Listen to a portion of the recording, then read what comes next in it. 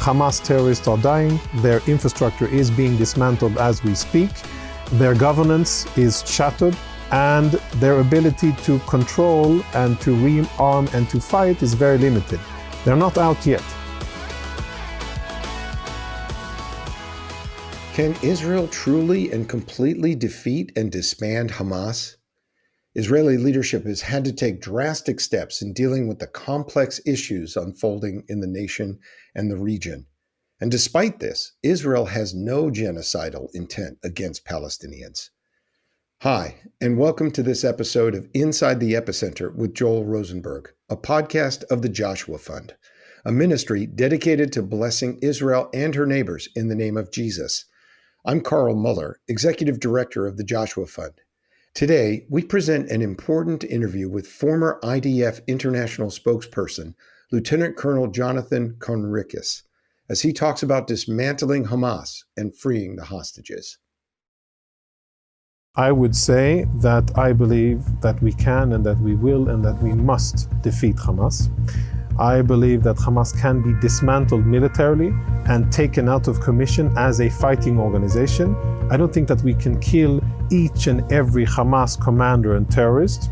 We probably won't be able to, but I definitely believe that we can do enough in order to dismantle the organization and in order to break their fighting spirit. So one of the things that the South African prosecutor kept talking about was genocidal intent. And that is the key to international law, that you have the intention of wiping out a people. You may not accomplish it all, right? Hitler only killed a third of us, but the intention was to kill all of us. So Indeed.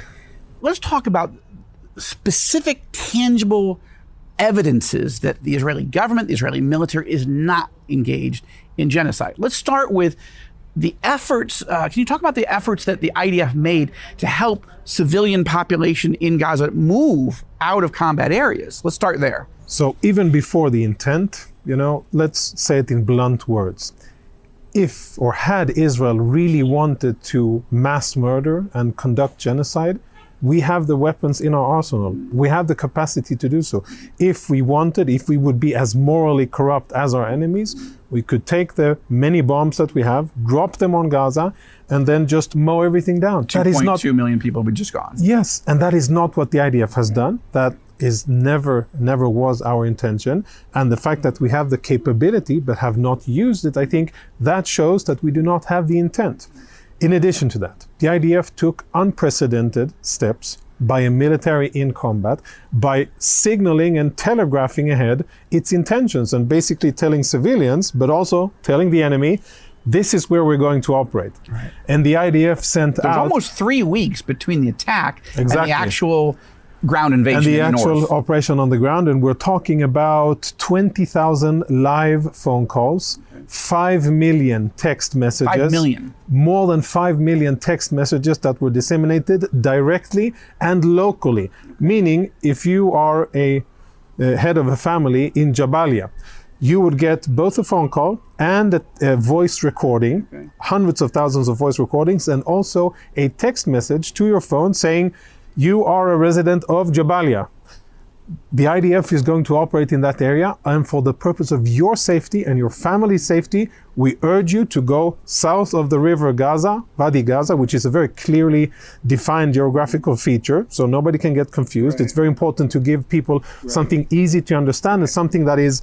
Not just head south, there were specifics. Go south and also a time frame. Okay. The IDF and that there would be food there, there would be water food, there, shelter, there would be water, supplies, etc. And the IDF, Israel, designated a humanitarian zone in the southern part of the Gaza Strip. It wasn't just go south and good luck. No, it was go south, and we are going to designate one area which is going to be a combat-free zone where you will be able to go, and this will be the safest place for you to be. It wasn't just live phone calls and more than 5 million and leaflets, but leaflets too. Yeah. I think over 10 or 15 million leaflets dropped, again, with by the way, specific instructions on what to do. Yeah, still doing that over Khan Yunis, which is where Israeli troops are now. But then, before the ground operation started, daily droppings of millions, a total of millions of leaflets. One of the charges that South Africa is making as it charges Israel with genocide, again, it's just so astonishing. The whole genocide convention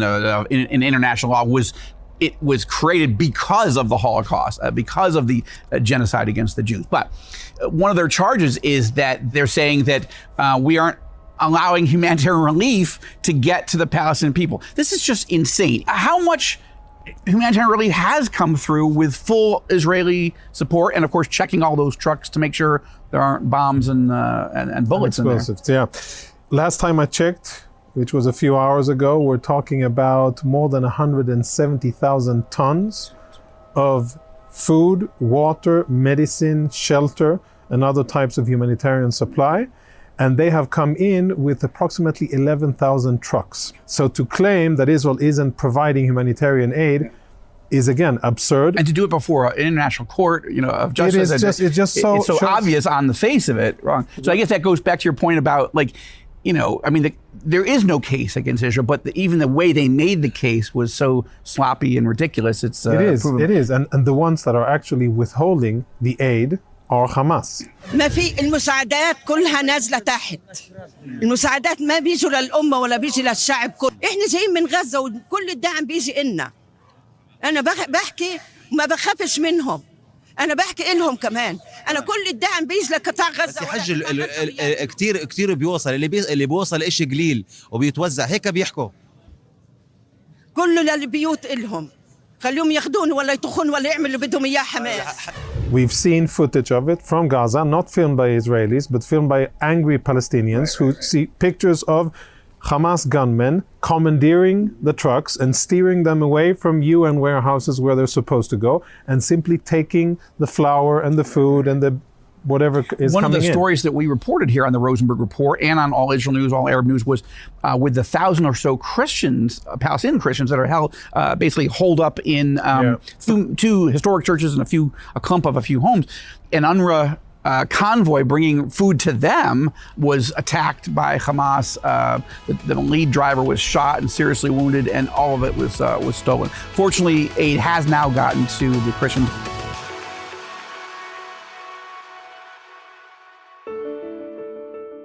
Our verse of the day today is found in Psalm 23, verse 5. You prepare a table before me in the presence of my enemies. You anoint my head with oil. My cup overflows. Surely your goodness and love will follow me all the days of my life, and I will dwell in the house of the Lord forever. Our prayer requests today are: number one, pray for the hostages that are held captive by Hamas, that they are released to their families. And second, pray for Israel's leaders that they know the right thing to do and discern danger and address it before it escalates.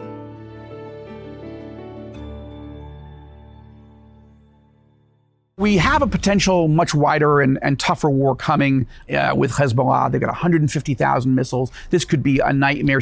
Maybe the biggest war that Israel has ever faced, but we just don't know quite how that's going to play out yet. So let's stay focused on, or shift back to Gaza. You've spent time inside Gaza with the IDF. Are we winning there or not? Because U.S. intelligence estimates, according to a big Wall Street Journal story this week, saying, not so much. What I'm reading in between the lines is that simply work hasn't been completed yet. Yes, the IDF is going in the right direction. I think that we are at a slower pace than what we would have wanted to be. But at the end of the day, it's very clear who's winning. Israel is winning. Hamas terrorists are dying. Their infrastructure is being dismantled as we speak. Their governance is shattered. And their ability to control and to rearm and to fight is very limited. They're not out yet. Until Israel dismantles the smuggling tunnels coming in from Rafah, the Egyptian border, from the Sinai Peninsula into Gaza. These are the tunnels where all of the weapons currently killing Israelis were used to kill Israelis on the 7th of October, before that, and currently. This is where it's all stored. Plus there are 130 or so, 136 hostages probably in those tunnels, right? Yes. In the Rafah smuggling tunnels, I don't think that they're being held. I don't know. They may be. I mean, tunnels generally under south of exactly. Gaza. And the IDF exposed just 2 days ago one tunnel complex where the Israelis believe that hostages were held for many, many days. More than 20 or so hostages were most likely held in a very cramped and horrible conditions. And there was actual evidence of them being there. There were children's drawings and and DNA was also found there. So it's clear where they were hiding them. But at the end of the day, what I read from that story, which I think is a good story, is, well, the train's moving in the right direction, but the job isn't done yet. Israeli assessments, at least according to the article, are that 1,000 Hamas terrorists were killed on the day of the 7th of October. That about 9,000 have been killed since. That would be about 10,000. And that about 14,000 or so Hamas terrorists have been wounded. Half of those seriously enough to keep them off. So that would be about another 8. So now you're talking about 18,000 roughly terrorists either dead or out of commission. According to the 35,000 overall estimate of Hamas fighters, that would be about 50%, but the U.S. is saying 20 to 30%. Yeah. Without any disrespect, I don't know how good U.S. intel is on Gaza. I think that Israeli intel, with its limitations, is at a higher resolution because it's our backyard. The bottom line is, the only thing that is keeping Hamas alive is the fact that there are civilians there that Hamas is using as their human shields and makes it more cumbersome and difficult for the IDF to operate there. And it's like trying to run through water. You'll get there eventually, and it's with a lot of effort, but at the end of the day, there's lots of restricting factors that the IDF, being a military that is morally obligated to the laws of armed conflict, isn't violating. Not firing wildly at civilians. Right. All right, last question I have to ask you is, very interesting interview this past week by one of the war cabinet ministers, or at least security cabinet ministers, Gadi Eisenkod. Eisenkod has paid a very dear personal price, a son, I believe a nephew, both killed in combat. Yeah. He himself is a former chief of staff of the IDF, right? So, but he said two things I just want you to give a quick comment on. Well, first, that we need to take maybe it may take several months, but have an actual pause to get all the rest of the hostages back. And if that takes a few months worth of giving essentially a ceasefire, he would support that. That was shocking, but he's reflecting a tension in the society right now between, is our main objective defeating Hamas immediately or getting all these hostages back? And if those two goals are incompatible, what do we prioritize? He's prioritizing the hostages, understandably. And the other thing he said is, we can't win. It felt that way. He basically said, ultimately, you can't eradicate Hamas. You can degrade them, but you can't. That was a bit of a shock. And can you give a comment on those two points? I have tremendous respect for him as a commander. As do I. Yeah. And I wouldn't second guess him. I would say that I believe that we can and that we will and that we must defeat Hamas.